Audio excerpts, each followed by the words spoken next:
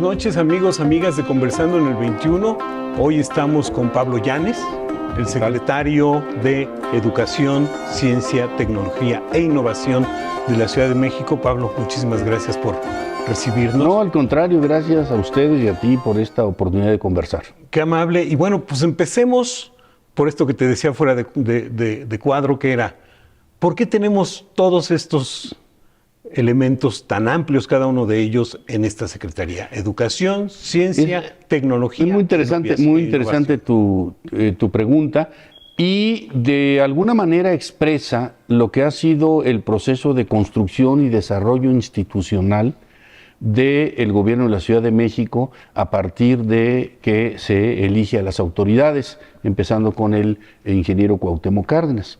Si nosotros hiciéramos una comparación de lo que era el gobierno en su estructura hace 25 años y lo que es ahora, lo que veríamos es una transformación y un desarrollo institucional muy profundo y muy potente.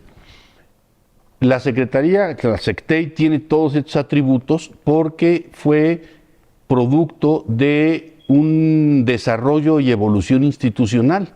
Hace 20 años existía una Dirección General de Asuntos Educativos como parte de la Secretaría de Desarrollo Social y no existía un Instituto de Ciencia y Tecnología. Entonces se creó el Instituto de Ciencia y Tecnología, el ICIT, posteriormente la Dirección General de Asuntos Educativos se transformó en la Secretaría de Educación de la ciudad. El ICIT, como ya decía, se transformó en Secretaría de Ciencia y Tecnología, y posteriormente en el gobierno de la doctora Claudia Sheinbaum se decidió fusionar la Secretaría de Educación con la Secretaría de Ciencia y Tecnología, y por eso tenemos ahora la SECTEI, la Secretaría de Educación, Ciencia, Tecnología e Innovación. Pero más allá de propiamente la evolución y transformación de los organigramas, detrás de esto está una concepción. Está una concepción en la cual la educación, la ciencia y la tecnología y la innovación son ámbitos complementarios y en diálogo, son parte de un ecosistema de derechos y de construcción de caminos de creatividad. Entonces, en ese sentido, es no ver la producción de conocimiento en sus diferentes dimensiones y alcances separada una de otra, sino en vinculación y diálogo permanente. Sí, una tendencia que se tuvo durante mucho tiempo y todavía se tiene en algunas instituciones, sobre todo de educación superior, muy formales, muy rígidas, esta idea de separar los campos del conocimiento, incluso este debate actual que tuvo lugar cuando se decidió incorporar, por ejemplo, el nombre de las humanidades. Exacto. Porque antes era Consejo Nacional de Ciencia y Tecnología, por ejemplo. O sea, se veía la ciencia básicamente en la lógica de las ciencias duras, de las ciencias básicas, y como que había otras que no fueran tan, entre comillas, científicas. Pero además quiero hacer una nota de lo que decías, que es muy importante, porque por lo que nos cuentas, la Secretaría se ha ido construyendo a partir de lo que le pasó a la ciudad. Exactamente. Que fue irse construyendo, de haber sido un departamento, ¿no?, del Distrito Federal, de alguien que era gobernada por la designación directa del presidente, de un personaje que era el regente, se le llamaba también, ¿no? Y que durante mucho tiempo tuvimos este debate de pues, en qué rango social estábamos como parte de la federación, porque los estados tenían un estatus superior, el departamento era eso, parecía una oficina, digamos, de segunda. Y hemos vivido como bien dices, desde el proceso de elección del ingeniero Cárdenas, replantear la ciudad y todo lo que implica. Y déjame agregar una singularidad que yo creo que hay que subrayar, que es el hecho de que hay un arreglo institucional en materia de educación básica específico, no presente en ninguna otra entidad federativa, entre la Ciudad de México y la Federación.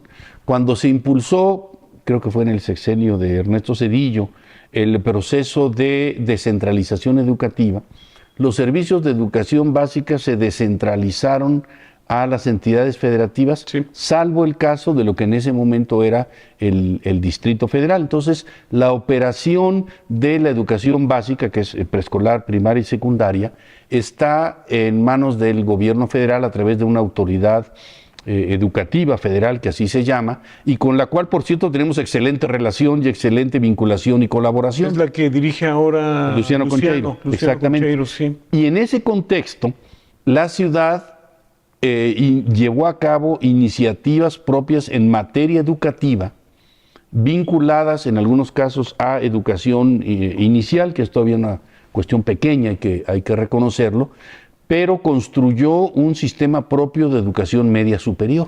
Sí. El Instituto de Educación Media Superior, que se inició el primer plantel con el gobierno de Andrés Manuel López Obrador, y tiene como antecedente un movimiento social que en ese momento encabezó la actual jefa de gobierno, Clara Brugada, que ustedes recordarán que se llamaba Prepa sí, cárcel no. Sí. Que era la idea de que la antigua cárcel de Santa Marta Catitla se convirtiera en... Acabó siendo sede. Y también de las preparatorias. Sí. Bueno, así empezó. Hoy tenemos 28 planteles del Instituto de Educación Media Superior, con más de 32,000 alumnos, y al mismo tiempo se inició la construcción de una universidad de la ciudad, que es la Universidad Autónoma de la Ciudad de México, la UACM.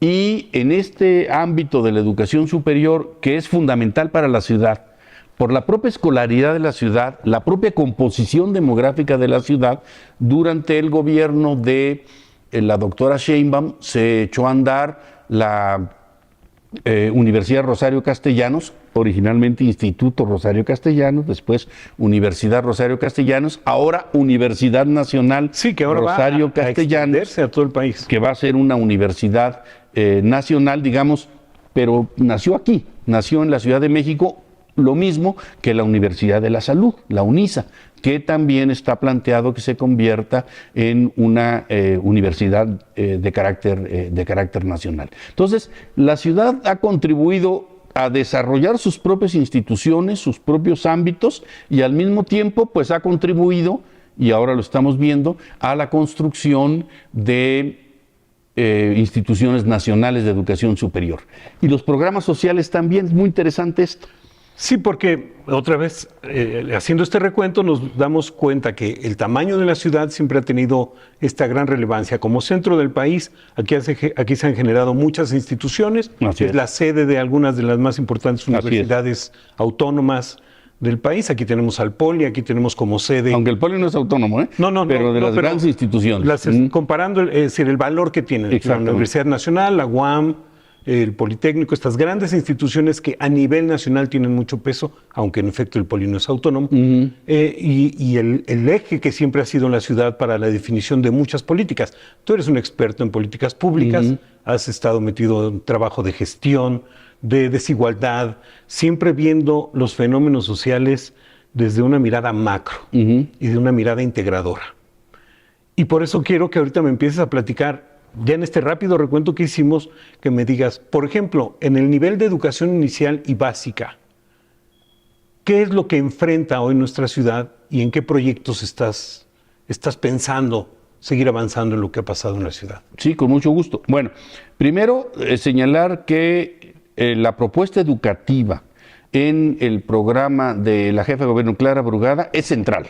Sí. Y se van a hacer un conjunto de iniciativas y de inversiones en materia educativa, como me atrevería a decir, como nunca antes. Como nunca antes. O sea, está en el corazón y en el pensamiento de la jefa de gobierno la dimensión educativa. Como bien señalas, uno de los primeros puntos es ampliar la educación inicial. La educación inicial tiene coberturas muy bajas en la ciudad, pública y privada. Aproximadamente 15,000 niñas y niños. Órale. Poquitos. 5 o 6%, impresiona, ¿no? Estamos hablando de 0 a 3 años. Sí. Pero está muy demostrado en los estudios de la pedagogía que pues esos primeros 1,000 días de vida son cruciales en el desarrollo de capacidades cognitivas, socioemocionales, de ampliación de vocabulario, de socialización, etc. Entonces, la jefa de gobierno trae un proyecto de ampliación sustantiva de la educación inicial, se ha hablado de los cucos, los cuneros comunitarios, se está planteando los centros de desarrollo y cuidado infantil. Ahí tenemos como ciudad un rezago muy grande y lo hemos repetido mucho, pero creo que no está de más decirlo, no queremos que la primera infancia sea la primera desigualdad. Que es muy razonable, e incluso por eso se propone este programa de el apoyo de una beca desde la cuna, pero va acompañado también del proceso educativo. Del proceso educativo y de educación inicial. Me parece que es momento de colocar políticas potentes de alta cobertura y de densidad conceptual en materia de primera infancia. Y es muy importante también insistir en que las becas, los programas de becas, los programas sociales que existen en el país para muchas ramas, no solamente en la ciudad, tienen que ver sobre todo con que son para atender problemáticas más amplias. Exactamente. Para enfrentar precisamente este posicionamiento de algunos opositores que insisten que es un programa clientelar, que son programas para compras de votos y demás, los programas de becas, sino que se entienda que estos programas siempre están pensando en atender muchas problemáticas y resolver. Exactamente, y tienen una doble dimensión muy interesante. Por un lado, satisfacen una necesidad en términos de contar con un ingreso para adquisición de bienes básicos. Sí. Y por otro lado, es una herramienta habilitante, porque permite efectivamente reforzar la permanencia escolar, disminuir la inseguridad económica de los hogares y ampliar los horizontes para el desempeño en el ámbito escolar. Y aquí quiere decir algo también, las becas que nacieron en la ciudad se están volviendo nacionales. Se han extendido. Durante el gobierno de la doctora Sheinbaum se echó a andar este programa muy importante de Mi Beca para Empezar, de carácter universal en planteles públicos.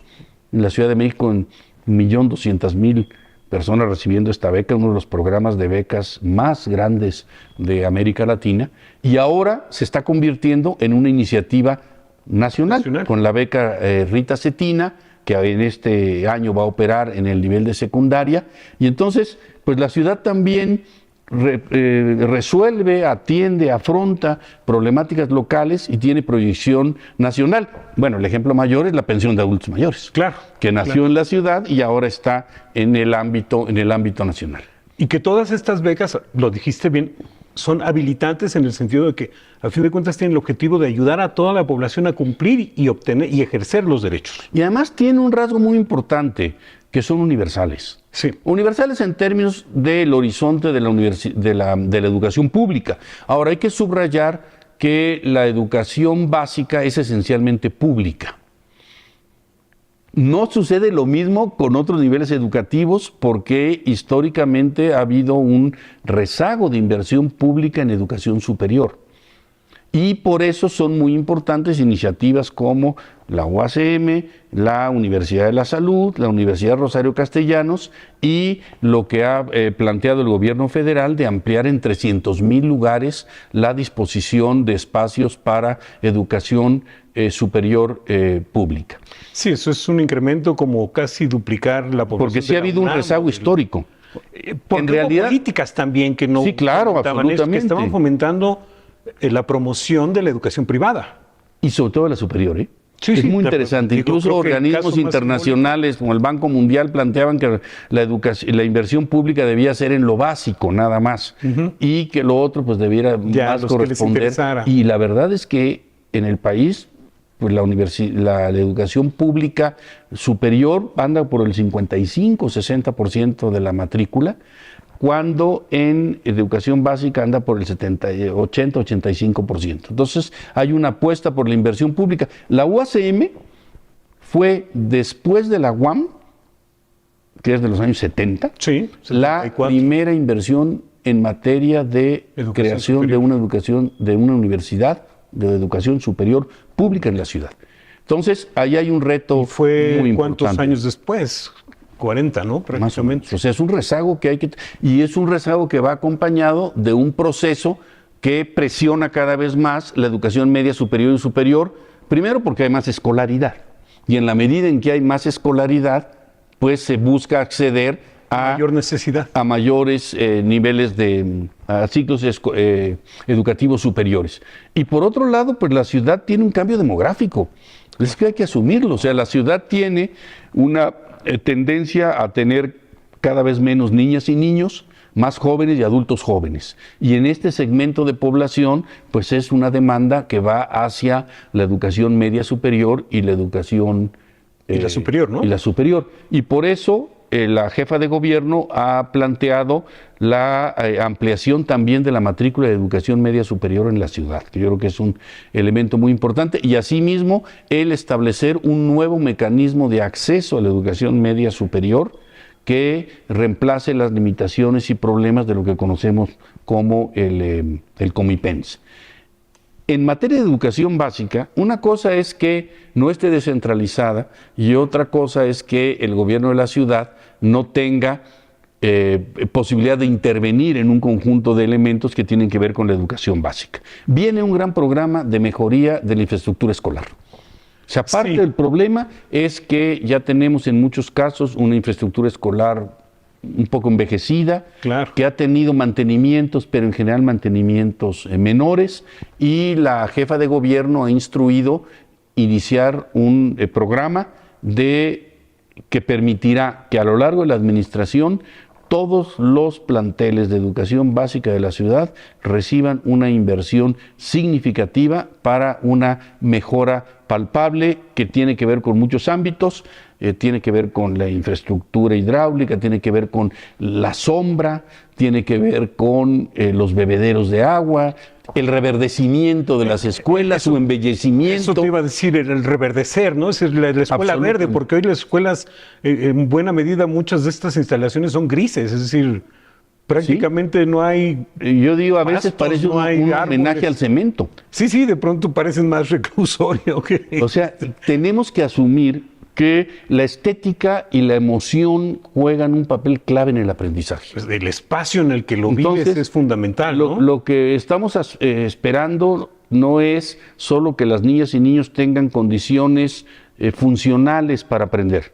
Queremos que se sientan orgullosos de sus escuelas, que las presuman y que inviten a conocerlas. Y que la escuela también sea asumida y apropiada por la comunidad, me imagino. Absolutamente. Pero ahorita vamos un poco más a eso porque ya tenemos que hacer el primer corte. Muy bien. Ahorita regresamos, Pablo, muchas gracias. Al contrario. Venimos en un momento, estamos platicando con Pablo Llanes aquí en Conversando en el 21.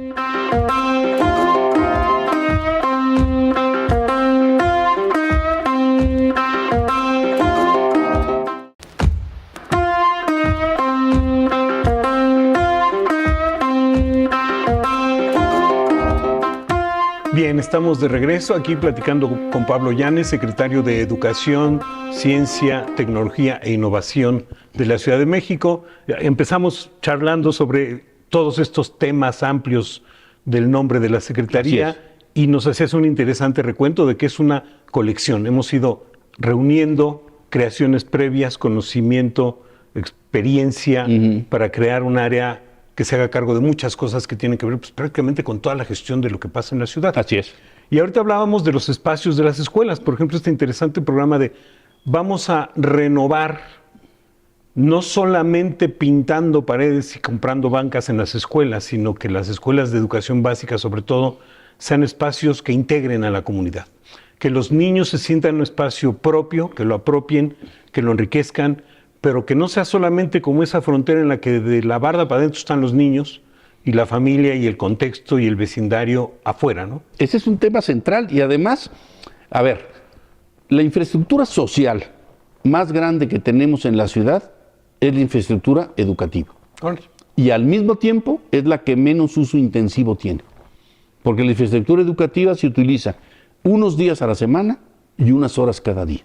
Entonces, ahí tenemos una riqueza potencial de espacio público, no solo de espacio de procesos de enseñanza y aprendizaje. Entonces, una de las propuestas que tenemos, y lo estamos conversando con la Federación, es abrir las escuelas a las comunidades. Queremos empezar a desarrollar actividades recreativas, lúdicas, educativas, musicales, artísticas, los fines de semana, para que la comunidad vaya, para que la comunidad se apropie. Queremos que las niñas y los niños estén en el centro de la escuela y la escuela esté en el centro de la comunidad. Sí. Es un enorme espacio público. Yo a veces pongo este ejemplo. Les digo, ¿qué es CEU los sábados? un gran parque público. Sí. La gente va a correr perros, pasear bicicleta, algunos van hasta aprender a manejar de manera informal, pero sí, el espacio es apropiado. Totalmente. Y las escuelas, de pronto la puerta está cerrada y no hay ningún acceso. Entonces, este va a ser un cambio conceptual muy importante y además de la relación entre las comunidades escolares, los niños, los padres de familia, las madres de familia, el propio entorno de la comunidad. Entonces, la escuela se puede convertir crecientemente en un espacio abierto que ayude a construir tu comunidad, ayude a construir nuevos tejidos sociales, sea un ámbito de protección, sea un ámbito acogedor, un ámbito de seguridad, un ámbito en donde la gente aspire a estar, a llegar, a intercambiar. O sea, esta idea de comunidad escolar, darle peso, claro, darle densidad. Que la comunidad lo apropie en el sentido de que la escuela no solo es un sitio al que llevar a los niños y recogerlos unas horas después, sino que la vida ahí sigue. Por así decirlo, la escuela no es un plantel, es una relación social y comunitaria. Exactamente, ¿no? Esa es un poco la idea que está detrás de esta y que no se puede pensar si no es colectivo. Exactamente. Si no hay participación de todos, si no hay involucramiento con los vecinos, con los cercanos, para hacer más actividades que solamente la función de llevar al niño, dejarlo ahí y regresar. Exactamente. Y además nos parece muy importante llevar no solo más actividades, sino aprendizajes significativos. Claro. El desarrollo de las capacidades socioemocionales, las actividades deportivas, actividades culturales. Las culturales. Como ustedes saben, la jefa de gobierno está planteando el programa Do, Re, Mi, Fa, Sol, que es crear grupos musicales y orquestas en todas las escuelas públicas. O sea, un espacio vivo, un espacio creativo, un espacio de intercambio, un espacio de orgullo, de satisfacción. Y que lo educativo no se reduzca a lo técnico. Ni a la escuela. Ni al espacio de la escuela, sino que sea Por eso también humanista. Tenemos a través de lo que se conoce como los pilares, el sistema de educación comunitaria. Y estamos pensando que pilares más escuelas estarían conectadas de alguna manera, ¿no? Utopías, ¿eh? Las utopías, sí. O sea, lo que estamos pensando es en la creación de un gran ecosistema de educación, recreación, formación, divulgación, conocimiento. Bien. Y entonces aquí hago un corte de tema y digo, ok, ya hablamos un poco de educación, hay mucho más. Por supuesto. Pero nos llevaríamos varios programas, haremos otros seguramente. Pero ahora vamos al segundo componente del título, ciencia. Sí, bueno, por ciencias estamos entendiendo el conjunto de las disciplinas, incluyendo las humanidades. Sí. Creo que eso es muy, muy importante subrayarlo.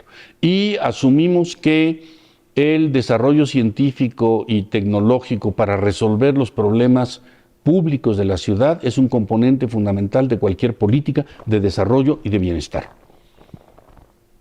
El rezago tecnológico es el nuevo nombre del subdesarrollo. Sí. Las grandes desigualdades planetarias tecnología tiene que ver con el acceso y la producción de tecnología.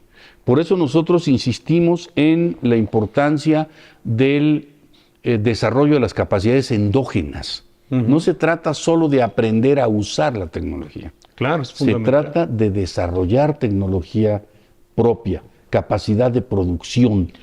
Eso es de innovación y producción desde nuestras propias capacidades. Sí, porque en muchos momentos la tecnología es algo de lo que dependemos a veces, es decir, sí, totalmente. Son cuestiones creadas fuera que aprendemos a usar, como dices, pero casi como operadores técnicos, pero no están involucrando una condición el desarrollo de las propias capacidades, idiosincrática, ideológica. Entonces necesitamos avanzar sin ser aislados de las grandes corrientes internacionales, pues fortalecer nuestra soberanía tecnológica, claro, nuestra capacidad de producción de conocimiento propia y la capacidad de definir nuestras propias prioridades en materia de desarrollo tecnológico. Por eso hablamos de la tecnología, el desarrollo científico como un bien público para afrontar problemas públicos. O sea, un proyecto de ciencia y tecnología para el bienestar,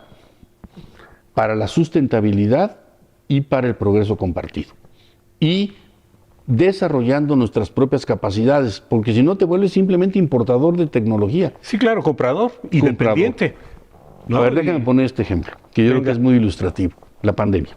Sí, bueno, sí, ahí vimos es muy claro lo que significa. Sí. O sea, durante la pandemia, México tuvo una importante capacidad de compra, pero no de producción. Exacto. Eso no debe volverse a repetir. Sí, estamos viendo proyectos a nivel local y nacional que están empezando precisamente a atender estas cosas, como el proyecto de desarrollar los automóviles en México para no depender de los automóviles fabricados en otros lugares. Y de pronto pasó incluso con la pandemia también, que se tuvo que arrancar el proyecto de los respiradores. Exactamente. Yo creo que una lección es que la seguridad tecnológica, por así decirlo, o la soberanía tecnológica no es solo tener capacidad de compra, es sobre todo tener capacidad de producción. Y cuando tienes capacidad de producción, tienes capacidad de venta, ¿eh? Claro, para no ser dependientes. Hemos visto hace poco este problema después de los conflictos en Europa y la guerra económica entre los Estados Unidos y China, lo que pasó, por ejemplo, también durante la pandemia de los chips.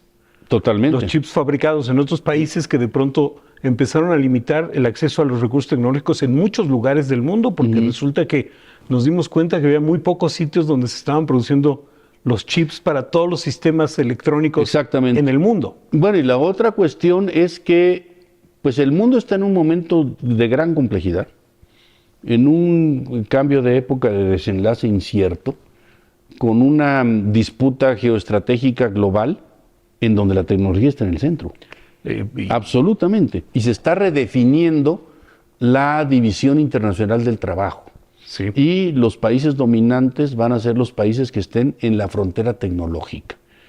Si nosotros no queremos rezagarnos, necesitamos colocar la inversión en ciencia y tecnología como una prioridad sine qua non, indispensable para una política de desarrollo. Sí, porque hace varios años en este país por lo que se optó fue simplemente por el comercio.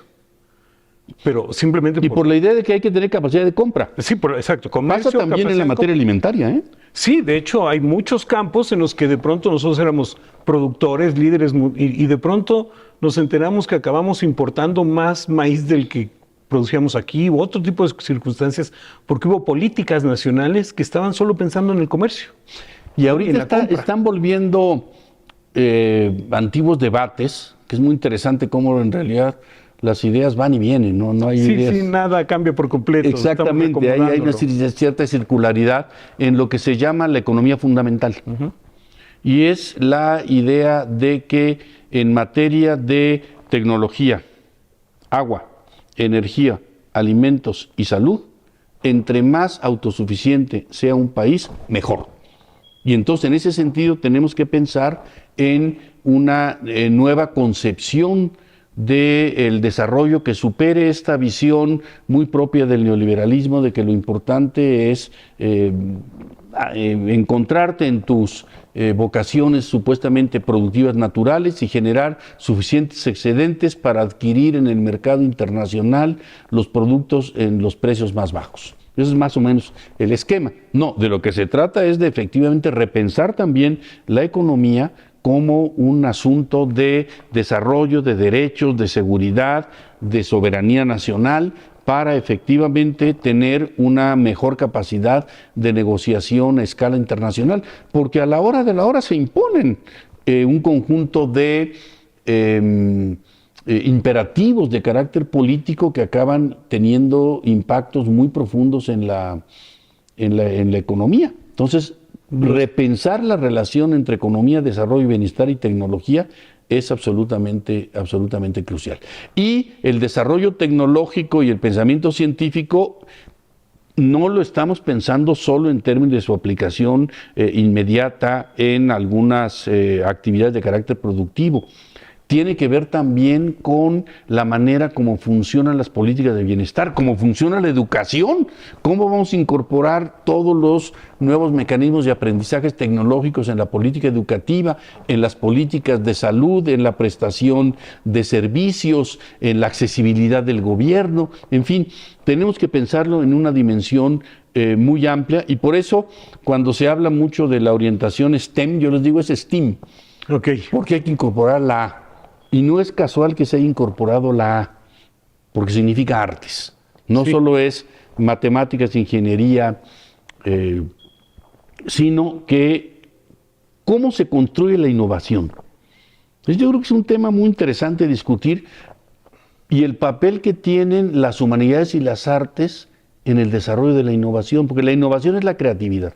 Sí, justo a eso iba. De pronto usamos ciertos términos como el término innovación, como el término creatividad, como el término producción, como el término conocimiento, y no estamos dándonos cuenta del tamaño y de la manera en que interactúan esas formas de construir conocimiento, esas formas de pensar, esas formas de aproximarse a resolver problemas. No, No, y además... Aparte, la ciencia no es solamente la ciencia dura. Exactamente. Las humanidades tienen mucho que ofrecer, las artes tienen mucho que ofrecer. Por eso es importante, regresábamos a lo que decías hace rato. Y yo si empezamos a educar musicalmente a los niños, vamos a tener van a ir madurando de una manera diferente, con una mirada más amplia, más creativa, más abierta, y no solamente direccionados en una sola ruta, ¿no? Ahora, y déjame subrayar el papel de la filosofía. Bueno, En un mundo algo que tan tendríamos complejo, que estar todos metidos. de tantas interrogantes, hoy lo que nos hace falta es hacernos las preguntas correctas. Claro. Y esas preguntas correctas no nos las podemos hacer sin la filosofía. Aprender a aprender, dicen algunos. Y aprender a especialistas en desaprender, educación. dice Edgar Morán, que me parece Exacto. muy importante. Y en ese sentido, volver a una visión mucho más holística, mucho más amplia, no jerarquizada en que hay conocimientos superiores e inferiores en todas las disciplinas científicas, y articular la filosofía, las artes con todas las disciplinas científicas y aprender a colaborar, aprender a cooperar. Y algo que empezamos a hacer hace poco tiempo en México y que creo que tiene un valor muy especial, que es recuperar los conocimientos ancestrales, poner en el sitio que corresponde a los pueblos. El diálogo de saberes que se le llama, ¿no? Sí, exacto, esta recuperación de saberes, porque llegó un momento en que prácticamente todo estaba borrado, ¿no? Parecía que solamente la forma de aprender, de crear conocimiento o de crear tecnología era la mirada occidental eurocentrista. No, hay muchas opciones. ¿Qué está haciendo tu secretaría y con qué instituciones están trabajando para avanzar en este? La Secretaría forma parte de la red ECOS, que es una red de colaboración muy amplia, interinstitucional, con centros de pensamiento, instituciones académicas, instituciones de investigación, que impulsó la actual secretaria de Ciencia, Tecnología y Humanidades del Gobierno Federal, la doctora Rosaura Ruiz, y en ese sentido nosotros planteamos la necesidad de tener encuentros, de tener redes, de generar intercambio permanente de información para una detección colectiva de lo que son los problemas públicos de la ciudad y cómo podemos contribuir a resolver esos problemas públicos. Desde nuestra perspectiva, hay también una cierta división del trabajo en lo que llamamos el ecosistema de conocimiento e innovación, en donde pues cierto papel le corresponde a las universidades, otro a los centros de investigación, etcétera, y a las instituciones públicas que estamos abocados a esto, nos corresponde mucho un mecanismo de articulación, de promoción, de consolidación, de diálogo social para ubicar las prioridades públicas en materia de investigación, ciencia y tecnología para resolver estos problemas, o por lo menos para afrontarlos de la mejor manera. Entonces sí es una lógica no solo de investigación abstracta, sino de búsqueda de la traducción, de la producción de conocimiento en la generación de las mejores políticas públicas posibles, basadas en el mejor conocimiento disponible. Y regresamos a lo que planteabas desde el principio. El trabajo colectivo, otra vez. Si no hay interconexión, si no hay relación, si no hay diálogo y si no se escuchan las diferentes voces y los diferentes ámbitos sociales que se van a ver afectados todos por estos resultados, pues la cosa no crece bien. Y también hay un conjunto de hábitos fundamentales para desarrollar procesos de producción de conocimiento. Por ejemplo, tenemos que aprender a argumentar. Tenemos que aprender a escuchar, tenemos que aprender a dialogar, tenemos que aprender a debatir. Alguien dijo una vez que una cosa muy significativa digamos, los sistemas escolares que se han heredado, es que en México hay clases de oratoria, pero no de debate. Sí. Y entonces tenemos que pasar mucho más a la capacidad de debatir, porque, caray, la complejidad que tiene el mundo contemporáneo, la rapidez del cambio, la incertidumbre. Edgar Morán insiste mucho en una educación para la incertidumbre. Quien quiera salir con certezas definitivas seguramente se va a equivocar. Entonces, son nuevas habilidades, nuevas capacidades que hay que desarrollar, y esto implica procesos de interacción social. Ya no se trata de la competencia de todos contra todos en el salón para ver quién es el favorito de la profesora, a quién le dan estrellita y a quién le ponen orejas de burro. Ese tipo de cuestiones hay que quitarlas. Lo que hay que tener es una lógica de colaboración y cooperación social. O sea, venimos de un mundo en el cual casi se asume que la competencia es el motor del progreso. De hecho, y probablemente estamos cambiando hacia una lógica en que es la cooperación y la colaboración la razón que permite progresar. Permíteme hacer un corte, porque ya me está diciendo el señor de ahí enfrente que ya tenemos que hacer el corte, y regresemos a eso, porque esto que mencionas es clave. Hubo un tiempo en que todo era competencia, y ahorita regresamos a explicar los daños que eso hizo y por qué queremos dar este giro. Regresamos en un momento, estamos aquí con una buenísima charla con Pablo Yáñez, Conversando en el 21. Aquí estamos.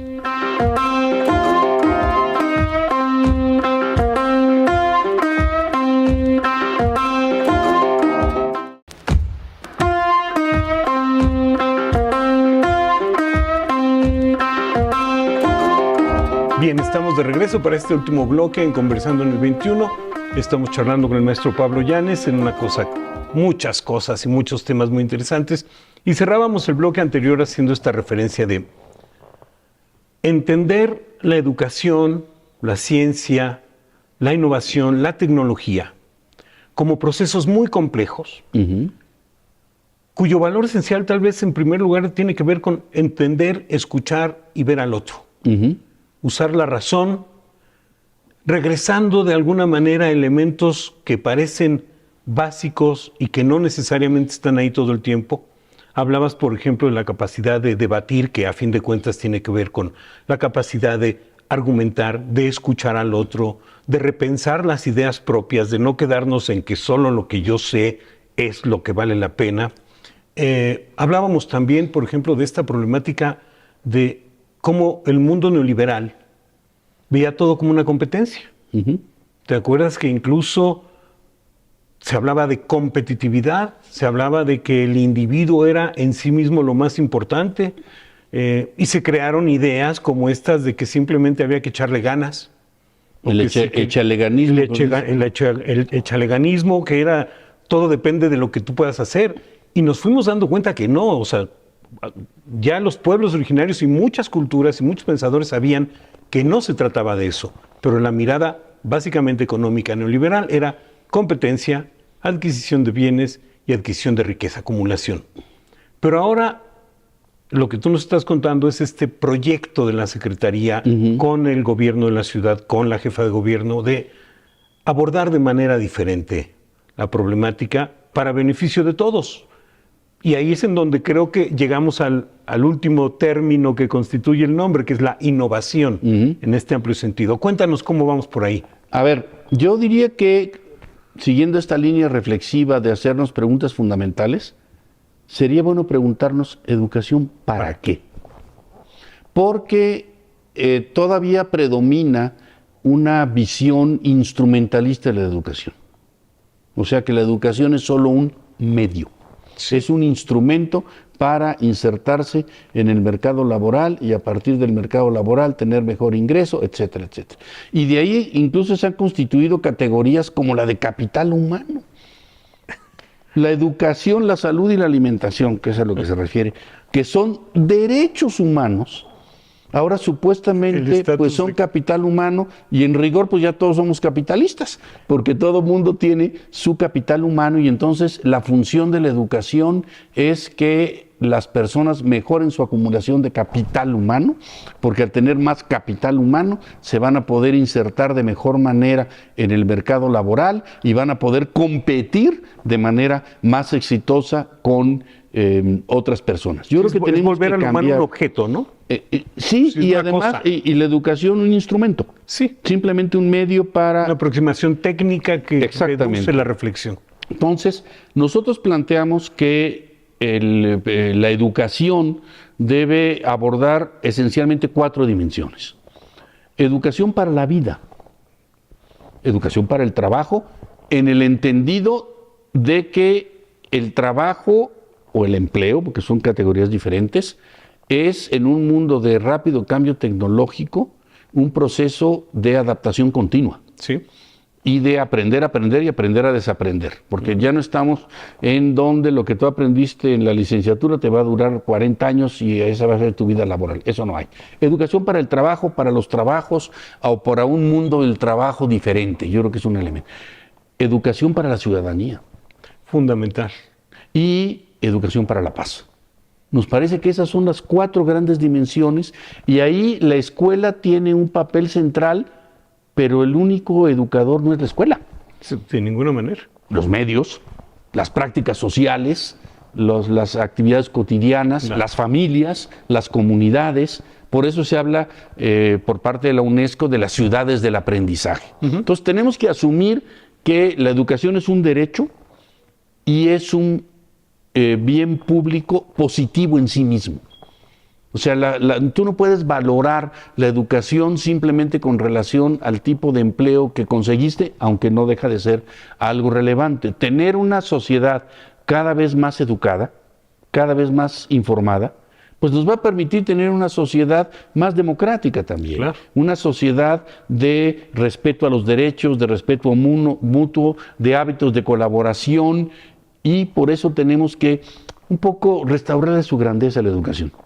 Yo creo que la educación un poco se ha visto simplificada, simplemente como una herramienta de inserción laboral y acumulación de capital humano, como todavía en algunos ámbitos se dice, y tenemos que asumir la educación como un espacio de construcción de sociedad. Claro, de construcción de sociedad, como bien decías, no es, de pronto la educación se volvió una especie de ruta para llegar a ese objetivo que era conseguir un empleo.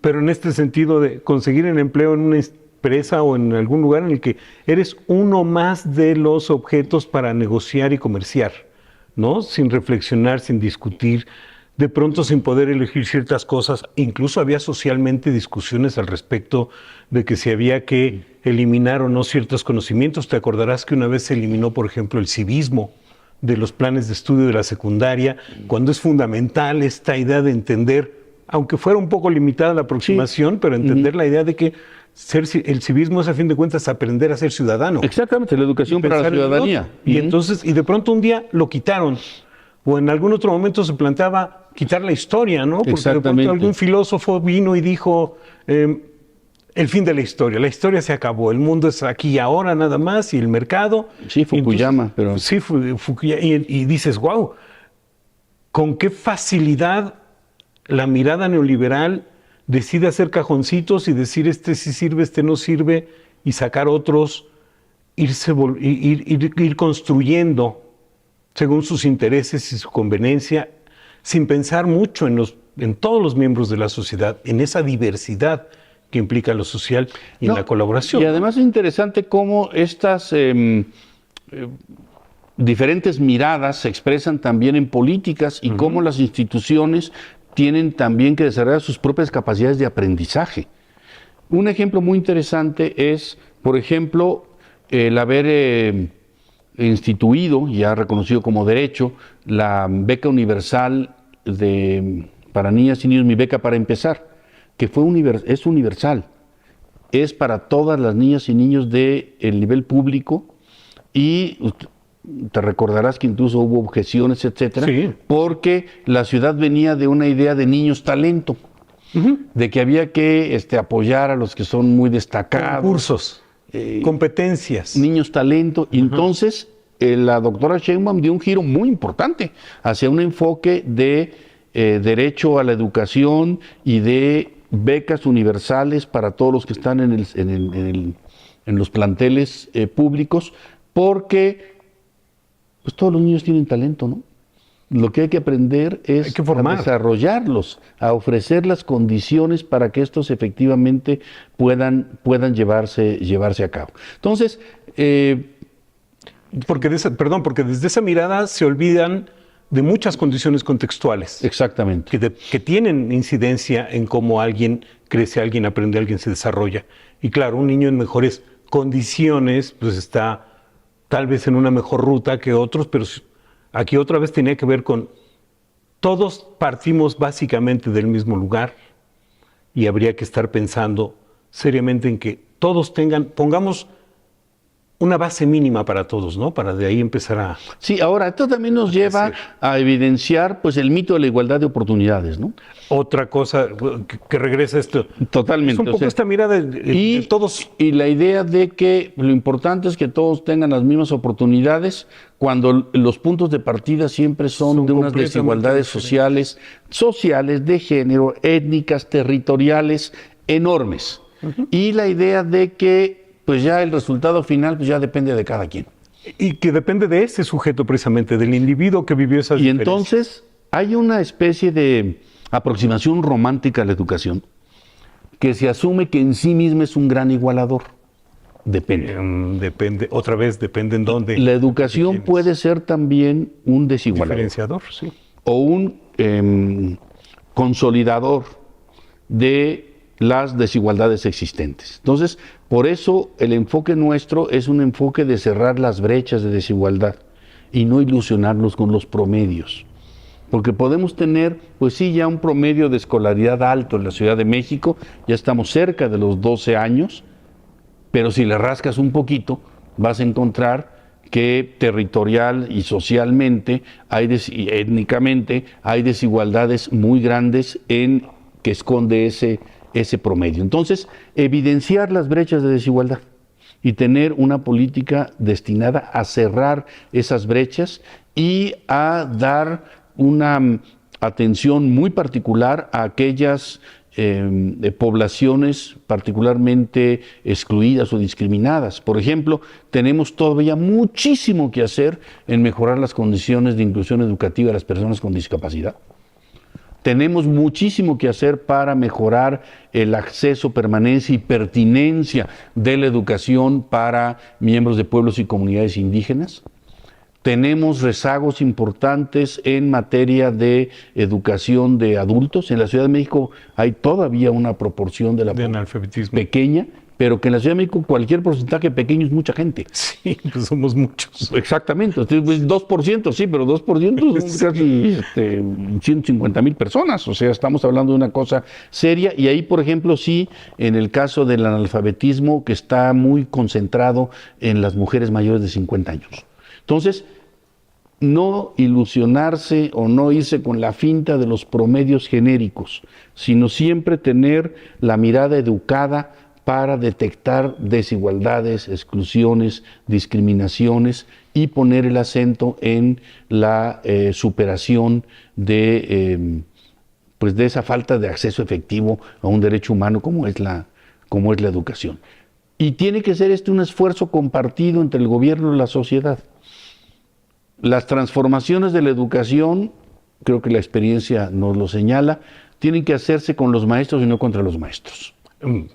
Hubo una política en este país de acusarlos de delincuentes, por ejemplo. Entonces, ¿no? Por ejemplo, ¿y cómo quieres que los la maestros... historia de las transformaciones educativas del país, que no son pocas, han sido algunas casi de carácter épico, siempre han sido de la mano del magisterio. Y ahora hay que incorporar a los otros actores, a los padres, madres de familia, jóvenes, niñas y niños. Necesitamos recuperar mucho la voz de las niñas y los niños. No únicamente creer que pues son los padres, madres y los directivos los que deben decidir sobre el destino y características de una escuela, sino que la voz infantil, la ciudadanía infantil, si me permites la expresión, hay que construirla y hay que desarrollarla. Entonces, ¿educación para qué? Y yo creo que es una pregunta pertinente que nos debemos hacer y asumir que la educación es al mismo tiempo un derecho en sí misma y un articulador del acceso a los demás derechos. Sí. Yo creo que es un elemento absolutamente central. Lo que se logra acumular en materia educativa sirve para muchos de los órdenes de la vida, para los otros órdenes de la vida.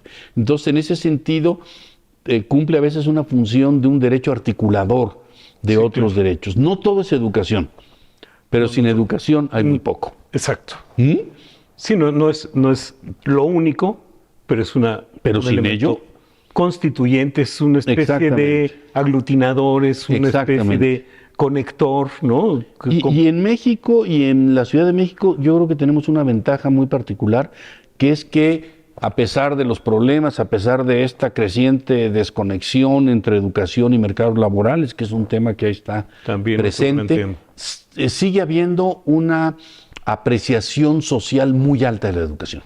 Sí. O sea, la educación casi está referida a esta idea de progreso social, progreso personal, progreso comunitario, esta expresión que hemos escuchado tantas veces de darle carrera a los hijos. El ascenso social, le decían. Está también, muy vinculado con la idea de la educación. Y en ese sentido, el papel de la educación pública es fundamental e irreemplazable. Entonces nosotros lo que tenemos es un compromiso muy fuerte con la educación pública y con el propósito de que sea reconocida como la mejor educación. Ok, ya estamos muy cerca de terminar, esto ha transcurrido muy rápido porque está muy interesante. ¿Encuentras algún obstáculo ahora que estás echando a andar todo este proyecto en colaboración con todas las subsecretarías, con la jefa de gobierno, con la interacción con el gobierno federal? ¿Qué es lo más complicado que enfrentar? Bueno, son las dificultades de los cambios de enfoque. Siempre la innovación, y cuando es profunda, es disruptiva. Sí. Y genera un nuevo orden. Entonces, la transición hacia ese nuevo orden, pues es una cosa compleja. La idea misma, por ejemplo, de abrir las escuelas los fines de semana, pues es una innovación fuerte, que probablemente va a enfrentar algunas dificultades de resistencia, pero estamos convencidos que va a tener una aceptación y reconocimiento social muy importante.